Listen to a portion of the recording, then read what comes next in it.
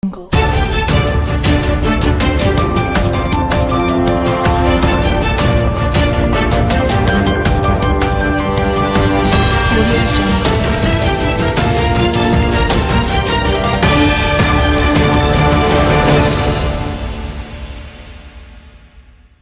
सिंहभूम में IED blast, 2 जवान घायल। झारखंड के पश्चिम सिंहभूम जिले में नक्सल प्रभावित क्षेत्र में नक्सलियों ने आईईडी विस्फोट किया। ये घटना तोड़ांग पहाड़ी इलाके में हुई, जहां सुरक्षा बल नक्सल विरोधी अभियान चला रहे थे। इस ब्लास्ट में कोबरा बटालियन के 2 जवान घायल हो गए। दोनों को तुरंत हेलीकॉप्टर से इलाज के लिए रायचरण अस्पताल ले जाया गया। सूत्रों के अनुसार सुरक्षा बल सीआरपीएफ, झारखंड पुलिस और कोबरा यूनिट संयुक्त रूप से इलाके में सर्च ऑपरेशन चला रही थी, तभी ये विस्फोट हुआ। आईईडी ब्लास्ट के बाद सुरक्षा बलों ने इलाके को घेर लिया और नक्सलियों की खोज अभियान तेज कर दिया गया है। जिले में पिछले कुछ महीनों से लगातार नक्सलियों द्वारा आईईडी लगाने की घटनाएं सामने आ रही हैं। मारवाड़ी कॉलेज एनसीसी में नए कैडेटों का नामांकन शुरू। प्रारंभिक शारीरिक जांच परीक्षा में 40 छात्र और 40 छात्राएं अगले चरण के लिए योग्य घोषित किए गए। रांची मारवाड़ी कॉलेज एनसीसी में शुक्रवार को नए कैडेटों के नामांकन की प्रक्रिया शुरू हो गई। लगभग 200 छात्र छात्राओं ने आवेदन किया था। इनमें से 111 ने नामांकन प्रक्रिया में हिस्सा लिया।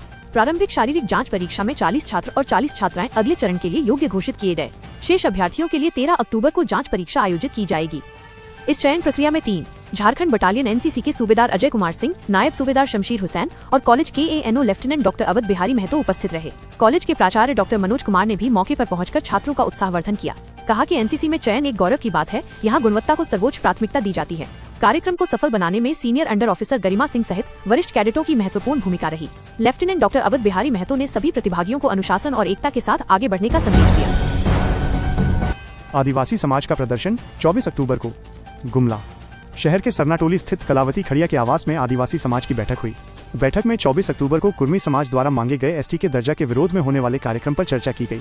अध्यक्षता पादा पढ़ा झारखंड के बेल राजू उरांव ने की।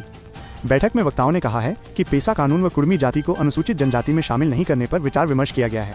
साथ ही कुर्मी जाति द्वारा की जा रही आरक्षण की मांग का विरोध करने का निर्णय लिया है। 24 अक्टूबर को आदिवासी समाज के लोग गुमला उपायुक्त कार्यालय के समक्ष प्रदर्शन करेंगे। साथ ही गुमला उपायुक्त को ज्ञापन सौंपा जाएगा। कार्यक्रम को लेकर व्यापक रूप से प्रचार प्रसार करने का निर्णय लिया गया। मूली पढ़ा के कहतो महेंद्र उरांव ने सभी आदिवासी समाज के लोगों से अपील की है कि 24 अक्टूबर के प्रदर्शन में अधिक से अधिक संख्या में लोग भाग लें। सबसे पहले लोग लोहरदगा रोड बस डिपो में जमा होंगे। इसके बाद जुलूस की शक्ल में सभी लोग चंदाली स्थित डीसी कार्यालय जाएंगे। पेसा कानून को लागू करने की मांग पुरजोर तरीके से रखा जाएगा। कुर्मी जाति की मांग की एसटी का दर्जा मिले, इसका विरोध करेंगे। प्रदान की है। धनबाद जिले के गोलकड़ी मैदान स्थित रानी सती मंदिर के कुआं में शुक्रवार को एक वृद्ध महिला का शव पाया गया। उससे क्षेत्र में सनसनी फैल गई। शव की पहचान सुशीला देवी उम्र 75 वर्ष पति स्वर्गीय चंदेश्वर साव के रूप में हुई है। बताते चले कि मृतका को 3 बेटे हैं। एक पुत्र तिलक साव के साथ मंदिर के पास बीसीसीएल क्वार्टर में रहती थी।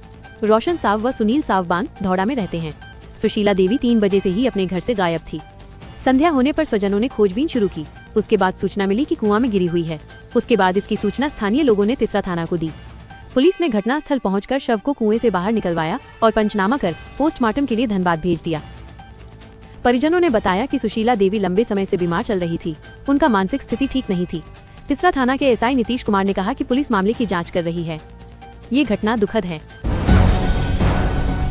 डीवीसी पंचेत एवं मैथन डैम से बिना सूचना दिए पश्चिम बंगाल में पानी छोड़ने के विरोध में झारखंड प्रदेश तृणमूल कांग्रेस पार्टी की ओर से शुक्रवार को पंचेत अंबेडकर भवन के समक्ष प्रदर्शन किया। 2 दिन पहले मैथन में भी प्रदर्शन किया गया था। सभा में पश्चिम बंगाल सरकार में कानून व श्रम मंत्री मलय घटक ने कहा कि डीवीसी प्रबंधन बंगाल सरकार को सूचना दिए बिना हजारों हजार क्यूसेक पानी छोड़ रहा है, जिससे पश्चिम बंगाल क्षेत्र के बांकुड़ा, वीरभूम, हुगली, पश्चिम वर्धमान जिले के कई गाँव पानी में डूबे जा रहे हैं। फसल नष्ट हुई, मवेशियों की जान चली गई। कहा कि केंद्र सरकार के इशारे पर डीवीसी प्रबंधन बंगाल सरकार को परेशान कर रहा है। कोल्हान के डाकघरों को मल्टीपर्पज इस्तेमाल के लायक बनाया जा रहा है। इसको लेकर एक मुहिम चलाई जा रही है। सिंहभूम डाक प्रमंडल के वरीय अधीक्षक उदय भान सिंह ने इसकी आधिकारिक जानकारी दी। वे अपने जमशेदपुर के गोलमुरी स्थित कार्यालय में पत्रकार वार्ता को संबोधित कर रहे थे। श्री सिंह ने बताया कि डाक विभाग के सिंहभूम प्रमंडल की ओर से सारे डाकघरों को अपग्रेड किया जा रहा है और विभिन्न लंबित कार्यक्रमों को अमल में लाया जा रहा है। इसके तहत कोल्हान के सारे डाकघरों में खोले गए डाक निर्यात केंद्र की उपयोगिता को बढ़ाई जाएगी। इसके तहत डाक के जरिए लोग अपने स्टार्टअप या अन्य सारे बिजनेस से संबंधित उत्पाद को निर्यात कर सकते हैं। इसके लिए लोगों से संपर्क किया जा रहा है। जिले के सारे 41 आधार केंद्र को भी एक्टिव किया जा रहा है, ताकि सारे डाकघरों में लोगों का आधार कार्ड आराम से एक छत के नीचे बनाया जा सके। जल्द ही कोल्हान के डाकघरों में रेल टिकट की भी सुविधा उपलब्ध हो, ये सुनिश्चित कराया जा रहा है। इस कड़ी में वर्तमान में मानगो, टेल्को और बिष्टुपुर में रेल टिकट बनाने के लिए काउंटर खोले गए हैं। जल्द ही चाईबासा, सरायकेला और जुगसलाई में ये केंद्र खुलेगा। वरीय डाक अधीक्षक ने बताया कि वर्तमान में बिष्टुपुर और चाईबासा डाकघर में पासपोर्ट केंद्र का संचालन हो रहा है। फुटबॉल खिलाड़ियों को CRS कराना अनिवार्य। मधुपुर शहर के पथलचपटी रोड स्थित निजी होटल सभागार में शुक्रवार को झारखंड फुटबॉल एसोसिएशन की वार्षिक आम सभा आयोजित की गई, जिसकी अध्यक्षता JFA के उपाध्यक्ष सागर उरांव ने की। इस दौरान उरांव ने कहा कि फुटबॉल केवल खेल नहीं बल्कि युवाओं की ऊर्जा और अनुशासन का प्रतीक है। झारखंड फुटबॉल एसोसिएशन के उपाध्यक्ष विद्रोह कुमार मित्रा ने कहा कि प्रत्येक जिला के पदाधिकारी अपने खिलाड़ियों का CRS केंद्रीकृत पंजीकरण प्रणाली अवश्य करवाए। साथ ही इंटर डिस्ट्रिक्ट टूर्नामेंट में सभी प्रतिभागी खिलाड़ियों को टूर्नामेंट का मेजबान कर रहे जिले के द्वारा निश्चित रूप से उन्हें मैच के बाद प्रमाण पत्र मिल जाना चाहिए। झारखंड फुटबॉल एसोसिएशन के सचिव गुलाम रब्बानी ने वर्ष 2023-24 की वार्षिक रिपोर्ट प्रस्तुत किया।